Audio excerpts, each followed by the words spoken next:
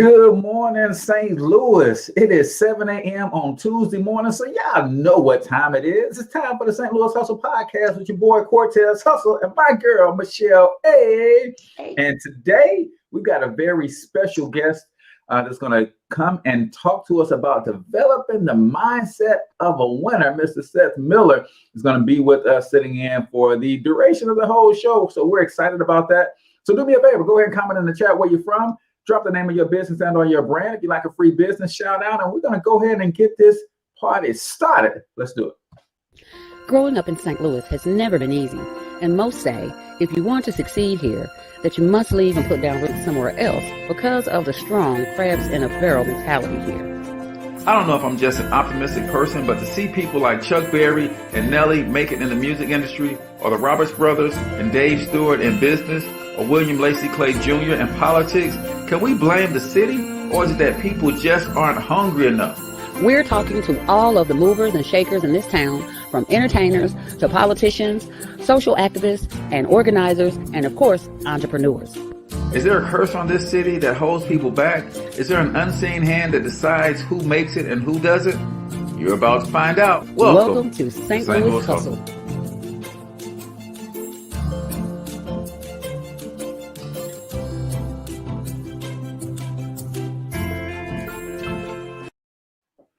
All right, ladies and gentlemen, welcome to the St. Louis Hustle Podcast this morning. Myself, CORTEZ Hustle, and Michelle A. are in the building, coming to you live and direct from the Monetize My Life studios here in St. Louis, Missouri, where, ladies and gentlemen, if you are trying to figure out how to build a bigger, bolder, more robust brand and incorporate the internet and social media, you might want to check out the Monetize My Life Academy, the premier digital marketing mastermind for entrepreneurs trying to build brands online. Just go to monetizemylifeacademy.com. Plan starting at just $10 per month. It is great. And we had a wonderful mastermind last night where we talked all about building your tribe. So those are the kind of things that we kick it about in the mastermind. So go check it out. Also comment the name of your business and or your brand, and smash that share button, ladies and gentlemen, so that you don't just hoard this information. Shelley, man, what's up? Man, the weekend was it was okay. Didn't do a whole lot. It rained. I can't stand the rain. It rained, so that kind of kept me in or whatnot. It was so fast. Wait, I know I did something. What did I do? Oh, well, I don't know. This is so much as what I did, but I discovered. Right. And I'm hoping that we haven't discussed this already. Have we discussed cauliflower yet? Nah, you didn't. Well, let me tell you something. See, who knew that cauliflower was man-made? I didn't know that. I did not know that. Mr. Wonderful shared that with me over the weekend. It was like, that's man-made. You know what? Why don't you hush, drink killer? Let me think I'm being healthy. It's not really all that healthy. It's not really a lot of nutrients in that. I don't need that in my life right now, because I'm feeling good about eating clean, trying to eat plant-based, except for the bacon I just finished. Pray for the saints. I was feeling good about myself, and you come along with the foolishness. Yeah. Dream stealers are everywhere. You got to be careful, man. Thank you. You got to be careful. Let me live. Cauliflower was a real vegetable to me. That's my weekend. Okay. So these COVID numbers though, right? Yeah. So here we go. I'm all over the place this morning. The St. Louis University SLU Hospital reported first time and forever, ever since last year when COVID started, no COVID patients in that wing of the hospital. I think that's. As in, no new ones came in, or no new ones came in. All the ones out too. They got all the ones out. They were just like, because they had like a special report. They ain't had nobody in the COVID beds. I was like, well, look at go. Okay. Now I don't know if they're. I think that maybe was the unit where they had all the respiratory people at. Maybe that was that area. Because I can't imagine that all of them just disappeared. But still, it's good news. I can actually imagine that. The conspiracy theorist in me can actually imagine Hey, we had 600,000 people with COVID in our wings, and now, poof, they're gone. We done missed the rapture. No, Lord, no. People be sick. Oh, Lord, no. Say it ain't so. So our numbers are really we only jumped a little. Last week we're at 520,000. We're at 575,000. Illinois, they inched up. Illinois, that's what I'm discovering about Illinois. And our guest is from Illinois, so I'm hoping that I don't step on no toes. Sorry, but right now I'm doing a two-step on them probably. Illinois, they either gonna do real good or they're gonna do real bad, but they some overachievers. You know what I'm saying? Yeah. If it's bad, they going all the way. Yeah. But if it's good, they going all the way as well. So their numbers Illinois is the kid who says, hell, if I'm gonna get a whooping, I might as well have some fun. Let me go ahead and just Illinois. I done missed curfew. Shoot, I might as well not come home till the morning then. Look, Illinois is that employee that's gonna get fired. I'm gonna get fired. Line them up. It's going down. I'm smacking everybody on the way out the door. That's who Illinois is. So, their numbers just barely ticked up. Not even, I want to say maybe 1,000, if that. Not even that much. So, overall, keep wearing your mask. Keep getting vaccinated. Ooh. Maybe. I haven't done it yet. But y'all do it. Let me know how it work out. Keep doing it. Keep doing it. I'm gonna cheer you on the sideline. Like, yeah, vaccination. Yeah. Let me tell you about being a micro conspiracy theorist, right? You're right, because I'm kind of there, but I'm not there. But what happens when you just a little bit there? You start having children, and those children go all the way there. So my son was over the other day, and he was like, Marvelous Marvin Hagler. Yeah, he passed. I'm like, he sure did, man. I said, yeah, right after he got that vaccine. Oh, here we go. Yeah, and see, just like Hank Aaron. And he just went on and on. Oh, you start naming it. Never mind, Hank Aaron was 1,000,000 years old. We ain't gonna count that. we ain't gonna count that. It was just was the vaccine.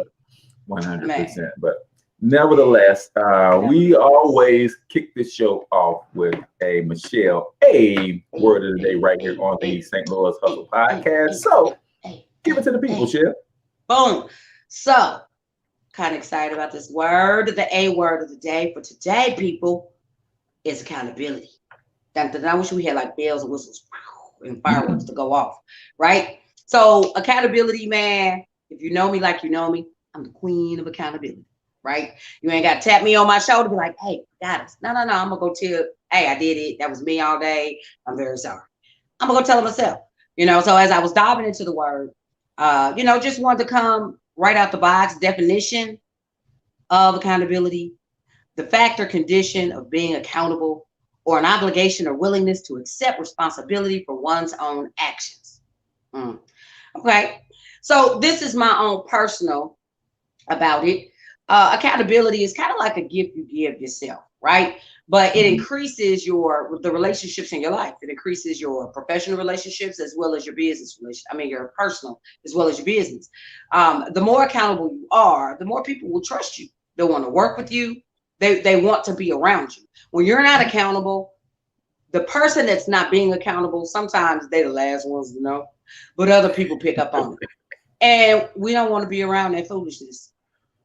I'm gonna give you the look. We don't want to be around that foolishness, just simply because we know that when something goes down, you're not stepping up, and that's kind of sad. You know what I'm saying? It's accountability is a sign of maturity, both just I think in the regular world as well as spiritually. It's a sign of maturity. What does the Bible say? I'm glad you asked. What the Bible says in 1 Corinthians 11:28, let a man examine himself, and so let him eat of the bread and drink of the cup, right? From that standpoint, being accountable before you take communion, to say, hey, before I do, let me think about what I did. I did do that. Oh, I did do that. Having that opportunity to just say, okay, Lord, please forgive me for these things that I've done, yada, yada, yada, then do it. But the Bible basically is saying, be accountable, man. Be accountable. Examine yourself, So a couple quick things, and we're going to wrap up the A word of the day. Sometimes people have blind spots. They don't know when they're not being accountable. So I got a couple questions for you that'll help you figure it out. If you always right in every situation that you encounter, you might have a problem with accountability. If let me see, it's always somebody else's fault, you might have a problem with accountability. If you show up on the scene and it wasn't me, but you know it really was you. If you got an excuse for everything, I did it, but here's why I did it. You might have a problem with accountability. Man, I'm excited. Our guest, coincidentally, is going to come on to talk about many, many things. All of the components of being a winner and accountability folds into that. So I'm excited to hear what he's got to say on accountability. We're going to get some tips. Somebody going to get set free today. That's right. Somebody going to get set free. So that's been your A word of the day. Accountability, people. Boom. Get you some, right? Get some. Right. Don't got milk, got accountability. Right. Exactly. Need to be a t-shirt with question mark. There it is. Welcome. All right, cool. So let's see. We got Blackberry Charisma. She wrote Global in the building. Y'all shout out y'all names of y'all businesses and or y'all brands. I try to tell y'all don't understand. There's a couple 100,000 people that follow this page and this program, and you never know who might want to connect with you based on a simple business shout out. And this is the other thing. If you ain't shouting you out, I don't know who the heck is. So thank you. Shout out to business and or your brand. Just don't post any links, and I would love to give you a free business shout out. But we're gonna move this program right along and bring to the forefront our guest, Mr. Seth, the speaker. Miller is an author, distinguished military vet, and he is serious about you developing your ability to think critically, to think like a winner. So, is that you, Michelle? Sorry, my phone was. Listen, you know, messed up my whole introduction of the good brother. Now I'm just gonna go read the bio. Seth Miller is a retired 20-year plus Air Force veteran that was assigned to the innovation cell as the manager of innovation ecosystems development at Scott Air Force Base, Illinois. Right. So without further ado, ladies and gentlemen, we're kidding, but this guy is very serious. He is serious about his ish. So let's bring to the show Mr. Seth, the speaker, Miller. How you doing, good brother? Hey, I'm doing good. Good morning, y'all. Good morning, St. Louis. Good morning, and welcome to the show. Glad to have you. Yes. So as we dive in, man, I guess since somebody botched up your intro, you might just need to tell everybody who the heck is Seth Miller. Oh, brother. Well, no, it was okay. It's okay. You know what? I'm just a brother, man. No, it's not okay, Seth. No. We're here talking about accountability, brother. She's got to be accountable for that, brother. No, so that's the A word of the day on accountability, brother. It is not okay, Seth. It wasn't my fault. It was accident. My phone value was up, and excuse me, sir. See that? Look, that accountability, right? But no, so yeah, like you said, retired vet, but that's not even the part of it, right? The part of it is being able to know who I am as a man first, right? And being able to celebrate the things that I have done and things that I haven't done and the reasons why, you see, and that's pretty much it, right? I'm originally from the east side of Detroit, Michigan. And the reason why I'm here is because of the military. Bought a home over here in Illinois. And I love the area, love the vibe, and love the people. But as far as me being a man, father, and a husband, I have to exude a certain level of standard and accountability. And in order to expect individuals to do that, I have to hold myself accountable first. You know, good, bad, and ugly. Absolutely. And I like to talk to military vets, because one thing that I know that, and I don't know if our listeners know, but 60+% of all Fortune 500 companies are run by people with military background. And I think it has a lot to do with the discipline. So going into the service, were you already that disciplined guy, or was that something that they added to the fold? Because I've got a 19-year-old Seth, and he might be on his way, brother, for that very reason. Get away from around here, man, and go let somebody be some discipline Right. But was that something that you already had, or was that something that they added? Because I know they add a lot of good characters in, and I'm not 100% for sending your kids that direction. If they want to go, they go. But I know some good things come out of it. So I always ask everybody that I know in the military, were you disciplined before you got there, or was that something that they helped you with, making up your bed, all that kind of stuff? Talk to us about that. Oh man, that's an awesome question. Well, I would say that has it been there? Of course, and I think it's in all of us. But what the military did was help cultivate it more. You get what I mean? So an individual won't be able to, I guess, motivate you. They can inspire you, but you have to motivate yourself. So I would say that through my lifestyle and the things that I was able to accomplish is because I had to humble myself and say, all right, if I want something different, I have to do something different.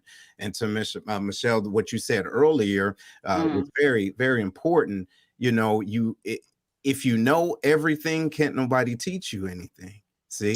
So I had to be able to say, all right, I don't know it all, and but I want to know as much as I can. In order to do that, I had to use this acronym that's in my book, is WAIT. Okay, and that stands for Why Am I Talking? You see? And like you guys heard all before, we got 2 ears and 1 mouth for a reason. So if you shut this part up and start listening, you can see that individuals are trying to help you be the best version of yourself. And sometimes those individuals don't look like you and they might not like you, but there's tools that they are giving you that you can use to help transcend. So I believe that's what it's about, man. I think that's what it's about. So I have a question for you, Seth. So going into the military, was that when you were you able to identify what you needed or what drove you towards the military? Did you go in thinking one thing and come out with all this enlightenment, or did you go in with a plan like I'm going in and I'm coming out as Seth Miller? Oh, no, absolutely not. I went in, actually, I went in just wanted to get away from Detroit and see something different. I realized that being slightly precocious, that at my age, there was individuals that, that was my age that I didn't connect with. But I also connected with individuals that was older than me, just more, mentally. So I was like, okay, I just don't fit right now. And I knew where the road would go if I kept doing the things that I was doing in Detroit. But I also knew that I had a certain level of standard that I wanted to put myself in. Didn't know what was going to happen after that, but I welcomed it, if that makes sense. I love it, man. And I always say that these 3 words are killing you, and you alluded to it. And like Stevie Wonder, these 3 words, right? And I'm not talking about I love you. These 3 words that are killing you, I already know. That's right. And I'm telling you, man. So you hit the nail on the head there, brother. Being open to learn, to change, to growth. As you walked that road through the military, and I know you did 20 years, still relatively young, strapping young man, so I know you could have put in more time. What was the thought process when you got to that 20-year mark? I know that's a significant mark in the military. You can kind of make that decision whether you want to keep this career thing going or make the exit. What was the mindset and the decision-making process to say, okay, this part of the Seth book chapter ends and I'm getting ready to go into this next chapter in my life? Well, brother, that's another good question. I think for me was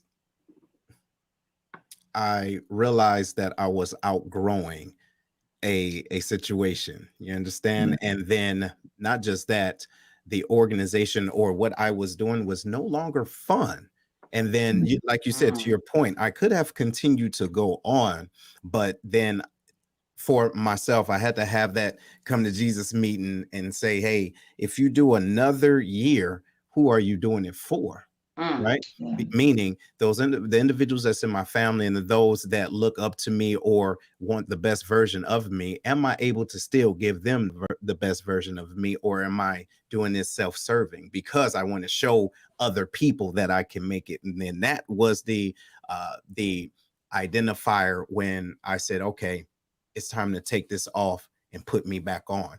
Keep in mind, I came into the military as at 18 years old, so I did not really know who I was as a man without the military. So it was time for me to be who I was and who I am without having to have a rank or a title behind me, but to create it and then to grow in it and then to help more individuals that way. So let me just squeeze in here a little bit. So with that in mind, I guess a two-part question. When you were in the military, did you start down the pathway to, I guess, public speaking or mentoring or that kind of, or coaching? Did you start down the road while you were in, which I kind of guess to a degree when I'm sure you had status in the military being in that long. So I'm sure that was a natural byproduct of being in. But when you exited, sometimes getting back to regular life or society, dare I call it that, sometimes vets have a little bit of a tricky time. Did you start down that road prior, and did you have a hard time adjusting when you came home based on what you wanted to do or what you thought you wanted to do? Okay, no, that's another good question. I would say in the military, you can do one of two things. You can either become a better version of you, or you can become a better version of someone else. So I realized when I came in, I was able to connect and to articulate myself a certain way, but I utilized the things that the military taught me to do it better. And I'm a lover of people and wanting to see the best out of individuals. So I had the ability to help encourage folks. Again, it's not about what they do after I tell them. It's about me being able to give them the truth. And a lot of times that truth is ugly, but life is ugly, you see? And so by being able to do that and transition out the military, it gave me the opportunity to do it in a more authentic way, meaning that I was doing it because I want to do it, not because I have to do it. And it's expected for me to do based off of my position, you see? Okay. Yeah. So it came from a genuine place. Absolutely. Absolutely. Man, love it, love it, love it. Well, thanks so much for your service, brother. I sometimes you guys don't often get told thank you enough because of brothers like you.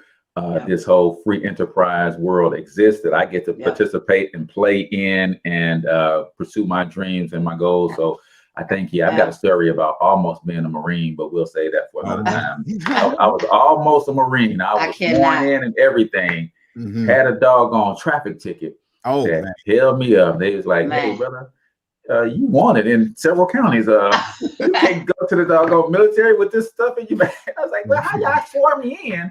And how y'all missed that? I mean, I had to shave my head and everything. It was going down. I had started doing push-ups and running and stuff. I was getting ready. You can get your Rocky on going up steps and everything. I'm telling you, brother. I'm telling you. So you got out, bro, and it sounds like you had a plan even from day one. It's like, okay, this helping, encouraging, and transforming people's lives is something that I see myself doing for the rest of my life. Because it's kind of like you said, that stopped being fun for you, but that component seems like, okay, this is what is fun. Helping people to transform. What was the first thing that you kind of did down that pathway to set yourself up to become Seth the Speaker? Okay, let me see. Well, first let me backtrack. When I came in, I didn't know what I wanted to do when I first came in at the age of 18, right? But throughout my years of the military, I had about 8 or 9 different jobs. However, it was the opportunity to become a master resilience coach, right? And a trainer that I was able to use and to learn how to connect the things that we go through every day and use that in order to build resistance and to come back from adversity. And when I understood that, that mechanic and being utilizing opportunities to do more of that, I said, wow, that's what I want to do when I grow up. So I started to put a lot of energy into that and really helping other people help themselves. And then that's when my life and everything else started to truly change, because I knew that I had a passion in it, but I did not know what it was, if that makes sense. No, that makes perfect sense. And I think we really have to be careful as adults when we're dealing with our young people, because we have this thing, and I do it myself. I'm guilty. My oldest son will be 29 years old this year. And because of, boy, listen, lady. I was just trying to interact. I was just trying to interact with our people, and my phone apparently is not my friend today. I won't touch it no more. Yeah, it's jumping on you. You won't touch it. I won't touch it. Hands off. Yeah, stop reaching for that phone. Get you be still. I won't reach around and get it no more. I won't reach around and get it.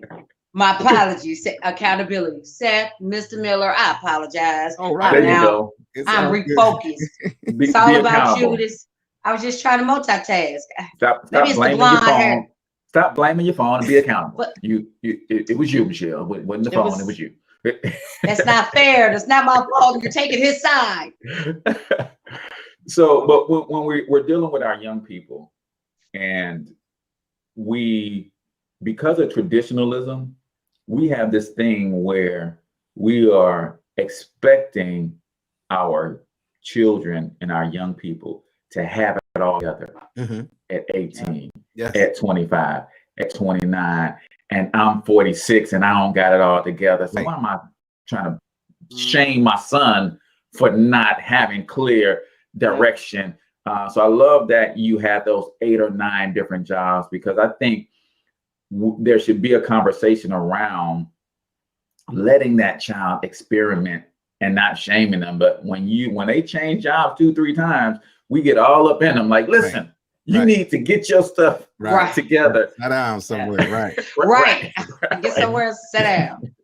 Yeah. So talk more about, okay, now that you've identified, like, this is the passion, because we'll all go through that. Some will find it sooner than later. And I think the more we give our children permission to experiment and stop pigeonholing them into what we want them to do, especially living vicariously through them, saying, hey, I didn't make it here, but you got my genes, so I'm going to make sure you make it there. No, letting them experiment. But now that you found it and you identified and you say, okay, this is what I want to do when I grow up. So even when I leave the military, I can see myself in this space. Was there a transition from regimented military job to entrepreneur? Okay, this is what I'm doing, but to do it for myself is a different thing. So what was that transition like for you? Okay, cool. Well, look, I do want to touch on something, man, that you brought up as far as our children. Like, I have a daughter, right? 10 years old. She looks pretty much like me, regardless of what her mother says. However, what I had to understand was that our kids are not mini me's or mini us's. You know what I'm saying? Because they look like us, that don't mean that they're, they have our genes, right? And they may have little bits and parts of us, but they have a lot of themselves in it. So it's important for us to sit back, marinate, watch them. Don't let them crush, let them fall, let them hurt themselves, but don't let them crush themselves. And being able to, sit back and watch them be them, authentically. And so what I'll say about that is, and I talk about it too in the book, is it's POP. It's an acronym, right? POP. And it originated from what we call, what individuals call soda, here we call pop, right? In Detroit or in upper Midwest.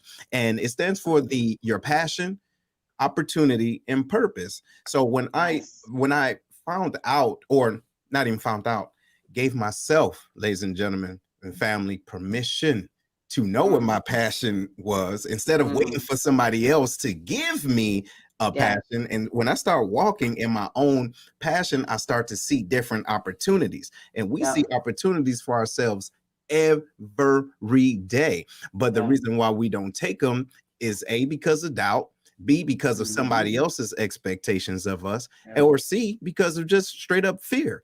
So, but when you start walking in your passion and you see these opportunities, and then when you grab a hold of those opportunities, that's when you will walk into your purpose. And so that's all it was for me. And honestly, I would also like to say that it's not that hard. It's not hard. As soon as you start doing what you want to do instead of what you have to do, or instead of saying you don't have time but make time, because chances are you make time for the mess that you want anyway. What about making time for what you really want? Instead of saying you don't have time, no, you got time. Maybe you're spending too much time on the frivolous things of life instead of investing in yourself, and then you will start to see your purpose. So that's what it was for me. That's what it was for me. Just opportunities and seeing the opportunities and grabbing a hold of them because it was in line with my passion. And then I also talk about when you switch around those letters, the POP, and switch them up to OPP, right? It becomes other people's passions. You see, and you're going to do what? Be working for somebody else and paying them while they are living their best life, right? So why don't you do what you can do for yourself? That's all. Absolutely. I love it. I love it. So I know Michelle wants to jump in, but before we do that, we're going to take this quick commercial break. So you guys make sure you keep it locked right here. Hey, what's going on, everybody? This is Seth with the Lion's Den. Are you or someone you know looking for a tool to help them be more accountable? Check out the Black Collar Mindset, the Art of Strategic Thinking. It's a manual to help maneuver through life strategically by holding yourself accountable every step of the way. Go to theblackcollarmindset.com to grab your copy today. Again, the website is theblackcollarmindset.com. Trust me, you won't be disappointed. Let's get it together.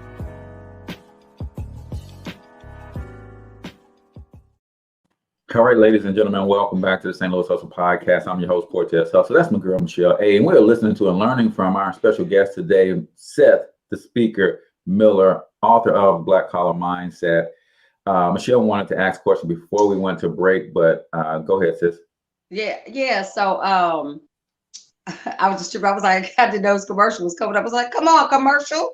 Okay. Thought he was for the place for smooth jazz. I was like, this is Doc Winner. Okay. Focus. So when you talked about your pop method, which I'm originally from LA, and that whole pop thing just messes me up because it's called soda, people. Soda. No. Anyway. Tupelo born, Mississippi is pop. I'm with you there. I'm with you. Hey, don't go too south. Everything is Coke then. Right. Okay. You gonna get your Coke? Yeah. No, don't crack the can on that. Yeah. Right. Whole other topic.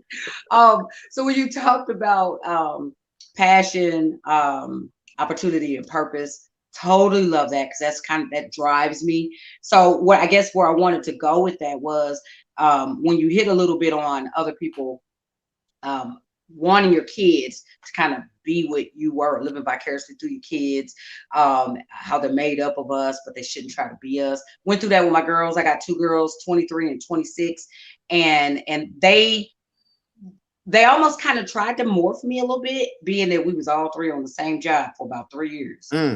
It's like, bring your kids today work never ended. I was like, well, I keep waking up in this life. However, once they began to branch off, because they were following in my footsteps. I've been in my company for over 20 years, and they were trying to do that, but they weren't being authentically who they were supposed to be. Right. And so it took me continually encouraging them, don't be me. You can be similar, but go do this. And you're young, you have no kids. And, if you want to try a million different careers, you can do that. Like you can do that to narrow down. They knew what their passions were. They just had narrowed down purpose. Right. So in that, how did you run up against people that wanted you to be something else as opposed to kind of where you landed? Like, did mom say, baby, go play football? Or was there anything that was competing in your life? That's a great question. I know, right?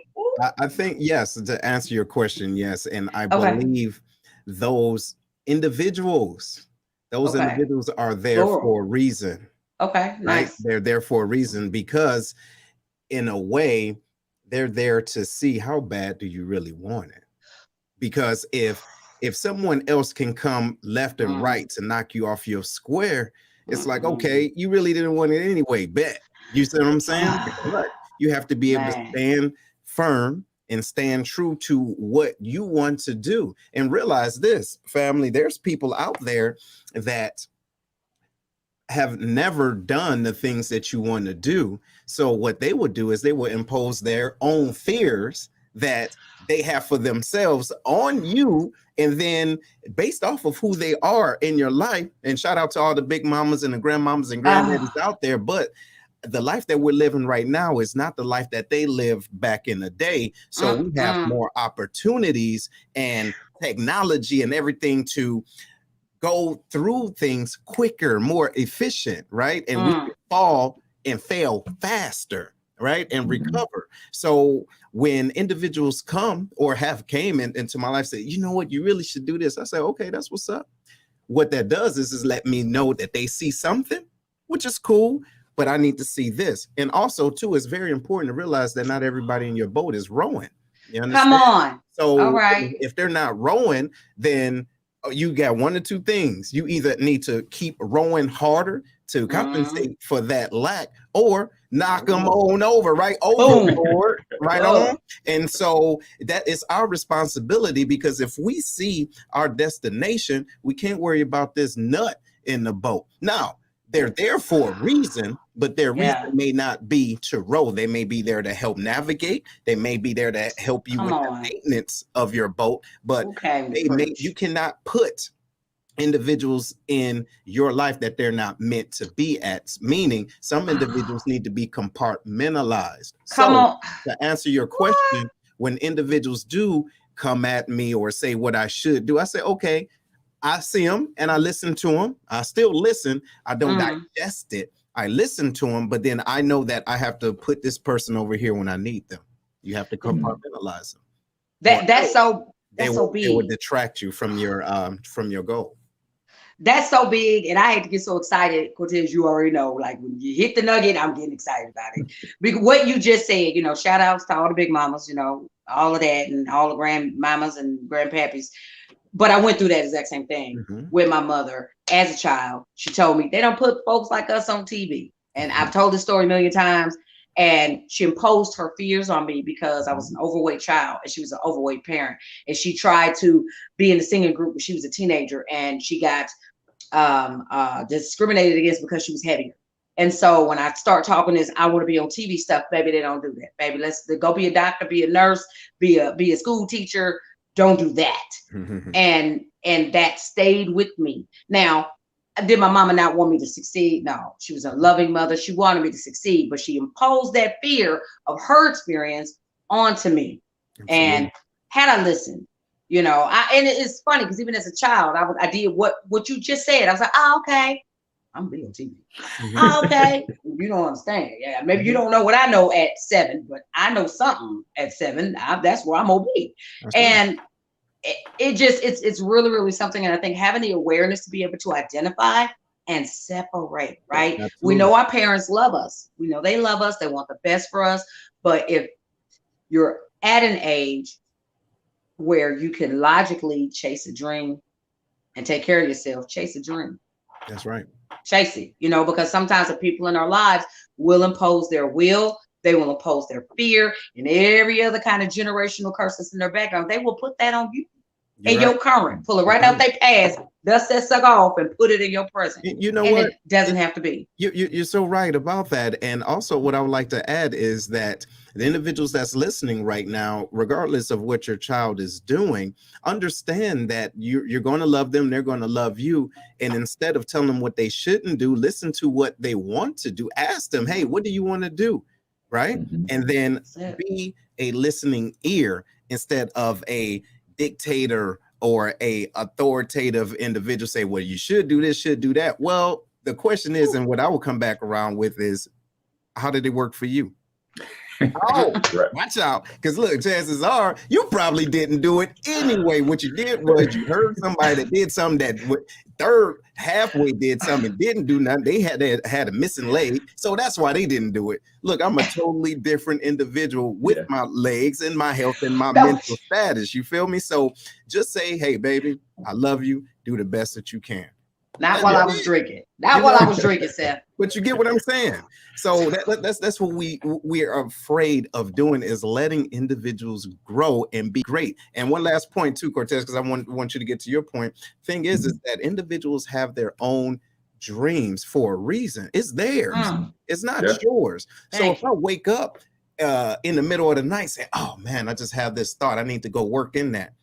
No one should be able to say, well, why you want to go do that? Well, you should do this. Well, look, this was my dream. It wasn't a tag team effort. Thank you. So I'm not really asking for your permission. Come on. I'm giving you situation awareness, but I need to do this for me. I was the one woken up out of that, you see? But go ahead, brother. Absolutely. And I think two things. We definitely, that's a huge thing. And we can't get mad at the child for not knowing what they want to do, right? Because this dream today is going to be a different dream tomorrow. Absolutely. It's going to be a different dream 2 weeks from now. Yep. And you just got to let that maturation process happen. It's like they're going to find something. And then what we don't realize is that we can never connect the dots looking forward. We can only connect them looking back. And when they do figure out that thing, guess what? All of those little things that they tried play a part in the success of that process. Yes. Right. And another thing is the belief, man. You're right, Seth. Listen, it was my dream. The good book says all things are possible for him that believe. Yes. It didn't say all things are possible for him and his mama who believe. That's right. Him and his girlfriend who believe. Him who's got a bunch of homeboys who believe. Come on, Pastor. But one person required to believe. And that's me. That's right. So I love that, brother. And I know I want to really get into this this art of strategic thinking.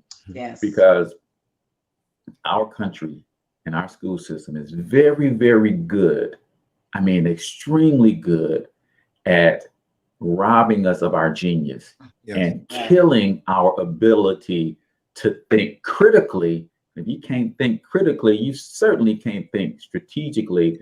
So what is your process for helping to undo some of that damage, unlearn so we can relearn the ability to think critically and strategically? Okay. So the first thing is being able to practice gratitude. Believe it or not, practicing gratitude in the smallest things.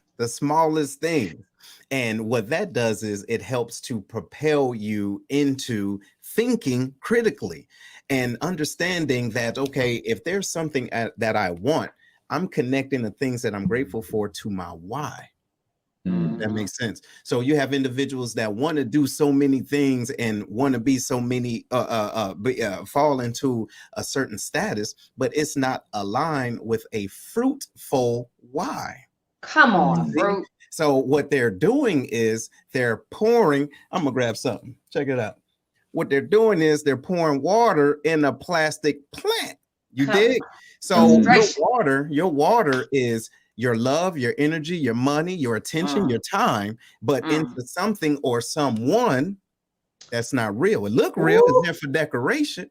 So the thing is that you have to think critically by saying, all right, am I doing this for that, or am I doing this for me? Am I doing this to learn and grow, or am I doing this for the yell I get and for the feel that I get, or for the external validation that I get? Is this serving my purpose? You see? So anything that we do, either at work, or if you're an entrepreneur, you're working for yourself, you have to attach your why, and your why should be attached to something that you're grateful for. Right? And that's what it is. That's where it starts. Right?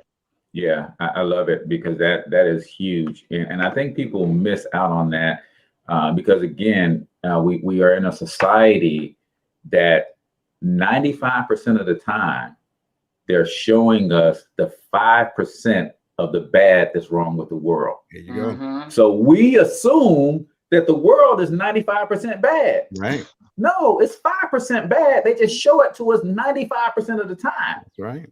And because of that, we wake up every day and we focus on the 95% bad that's going on in our life, or the 5% bad that's going on in our life, when we got 95% of things to be grateful for, to be happy for. First thing I get up, do every day, Seth, I thank God because I'm alive. I got a beautiful lady that sleeps next to me every night. I roll over and sometimes I have to put my hand on her chest or I feel her leg move. She's alive. Right. Yes, I'm already winning. That's right. I look at my phone. I didn't get a call or a text in the middle of the night. So chances are everybody that I love that's really close to me, they're alive too. Otherwise, I would have got that message in the middle of the night. So now I start my day with wins. That's right. And a lot of people start their day with losses. Oh man, I woke up today and I still didn't hit my goal or whatever, man. But you're right, that attitude of gratitude is a powerful yet underrated way to really start to build and to grow. Absolutely. So it is. This project that you put together, the black collar mindset, I like that. Where does that term come from, the black collar mindset? Okay, well, the black collar, well, first let's go into what a white collar worker is. Okay, white collar is a clerical worker, right? Or a paper or pencil pusher, what people call them, right? And a blue collar worker is the individuals that's more industrial or mechanics and things of that nature. But the black collar worker is the individual that operates in passion. When you close your eyes, what you see is nothing but your own dreams and your desires.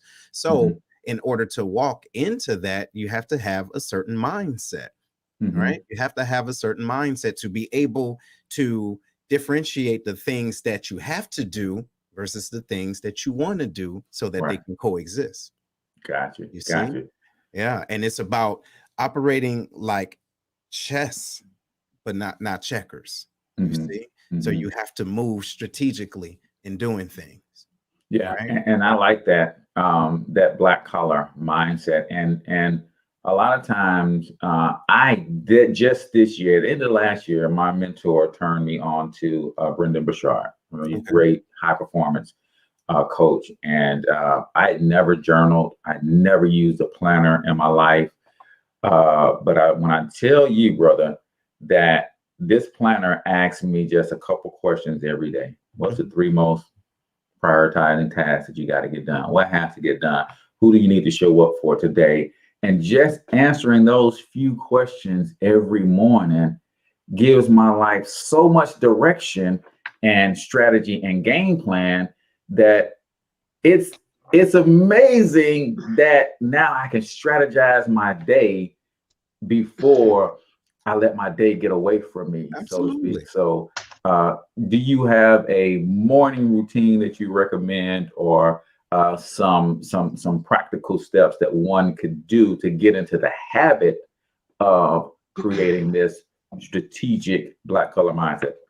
All right. Well, yes. Well, the first thing I do is, to your point, is practicing that gratitude as soon as you wake up, because we are in unprecedented times right now. And there's individuals that are not waking up today. So that's a win. Like you said, just being able to wake up today and not having the COVID or the vid come and take you under and take you over is one piece of it. But it's also important, the first 20 minutes of your day, and what I like to do is listen to something positive or encouraging, right? Because that directs your aura, right, for the day, right? So what I don't like to do is listen to the news first thing in the morning. Like me and you had a discussion, like, some things happen downtown St. Louis, boom, boom, boom, wow, wow, wow. But it's important that we willfully and purposefully put something positive in our lives first, before we give individuals the opportunity to impose their negativity on us.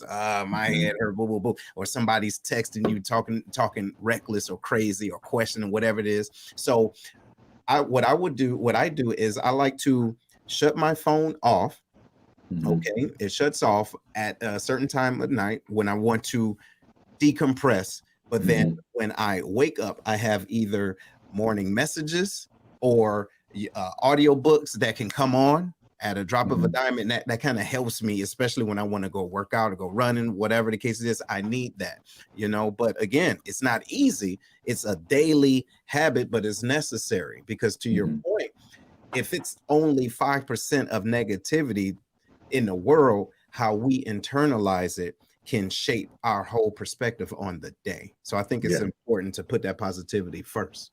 Love it, love it, love it. Yeah, I often say in my financial education side of what I do, if you don't have a plan for your money, everybody else does. Absolutely. But the same thing is true for your time. If you don't have a plan for your day, everybody else does. And sometimes we get up and we decompress at night. It's like, man, I didn't get nothing I wanted to do done today, because you didn't plan it to in the first place. And because you didn't plan to, everybody else put you in their plan, and you ripping and running and you doing all of this stuff. It is so easy, brother. When I put this stuff in my planner, I put it in my calendar. And then when somebody asks me to do something, let me check my calendar. Nope, right. I already got something in there.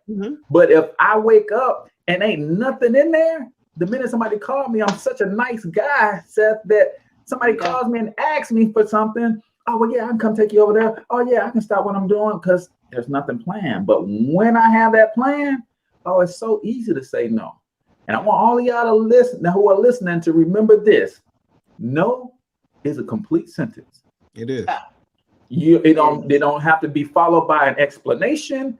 It don't no, like you said earlier, Seth, I learned to drop stuff on people and keep it moving. That's right. I drop that on people and keep it moving. Can you do this? No. Yeah. And I'm gonna keep it moving. Right. Because no is a complete sentence. Is. So, but also with that too, man, you have to be able to know who you're talking to. You get what I'm saying? Because not everybody is going to accept that no for an answer. And sometimes it's individuals that you love. So it's a way to tell people no with love, you see? And so as long as they know that, hey, you know what, you want 100% from me. However, 75% of me is focused on this. So in order for me to give you what you want, I need time to finish what I'm doing right now, because I'm talking to myself now. If I give my time to this individual, I'm not going to be mentally, spiritually, or physically there to give them the best version of me. So it's better for me to compartmentalize what I can do and what I can't do, but be okay with it. You get what I'm saying? Like you're saying no, it's okay. It's all right. Say no, but hey, sometimes you got to say, you know what? Hey, I love you. Can't do it right now. Let me get back to you. Or let me know when's another time to do that. You get right. But it's very important, because you are your best and your best player, your number one player in your life. You see? Yeah. And if you're not careful, people will always make their emergency your urgent. Oh yeah.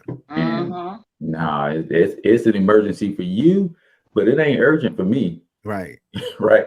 So Seth, we do this segment called Freestyle, bro, because we know you got bars, right? You from the D, where Eminem and those guys are from. So we know you got bars, but when we do freestyle, brother, it's not a hip hop thing. It is, as we're building this media empire that will one day surpass Ted Turner and Walt Disney. Right. We don't always ask the right questions, so we give every guest an opportunity to do what we call freestyle. The conversation may not have evolved to some things that you wanted to share with our audience today. So freestyle is your 2-minute rant on what it is that you are feeling right now that you want to communicate. So we make sure we at least get that from you today, and then we'll let you tell everybody how to get a hold of the book and all that kind of stuff. So on the St. Louis Hustle podcast, this is Freestyle Seth Miller edition. Okay. So when I start right now? Yes, sir. Okay, cool. All right. Well, we can do it like this. for those of you out there that knows anything about horror films, scary movies, and what they can do to your spirit, think about vampires. There's a couple of things about vampires. A, they have to be invited into your home, number one. And B, you need to protect yourselves from them. So I want you to think about spiritual vampires. What does that mean? Protect your neck. What they're going to do is take your time, your energy, and your purpose away from you, but you have to protect yourself. How? By using discernment. You know when somebody's a fool. Treat that individual like a fool, not fool them, but don't fool yourself. So you have to protect yourself and protect your home, your environment, and your family, and also your community. By doing that and being cognizant of how you communicate, articulate yourself, and how you discern when moving around spiritual vampires. Not everybody, like I said before, is in your individuals in your boat is rowing. Some individuals may be silently drilling holes in your boat. It's your responsibility to know who is who. And then my last point is, just because a door is open does not mean it's for you to walk through. Understand that. Take your time, look at the door, and be humble enough to let someone know that this door may be for them and help them do that, because you cannot be who you want to be by just looking out for yourself. And that's my point. Love it. Love it. That is freestyle right here on the St. Louis Hustle podcast, brought to you by Seth Miller and the Black Collar Mindset. Tell everybody how they can get in touch with you, brother. Where can they get the book and the whole 9 yards? Okay, my pleasure. Well, let's see.